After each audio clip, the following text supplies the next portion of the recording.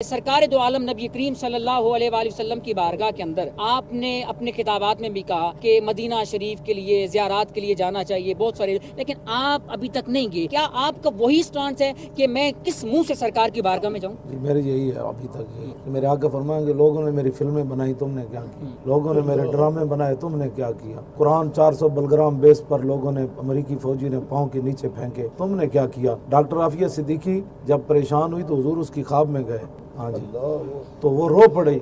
अर्ज़ की या रसूलल्लाह मेरा इम्तिहान कब ख़त्म होगा? तो मेरे आका की चश्मान मुबारक से आंसू आ गए। तो हुजूर ने फरमाया ये तेरा इम्तिहान तो नहीं ना, ये तो मेरी उम्मत का इम्तिहान है कि उन्होंने कब तुम्हें छुड़ाना है। अब बताओ, डॉक्टर आफिया पर हुजूर रो पड़े तो बर्मा की चीखती हुई बच्चियों पर हुजूर नहीं रोए हो? तो मेरा यही मौक़िफ़ है कि उम्मत उठे, मरना तो एक दिन है कम अज़ कम।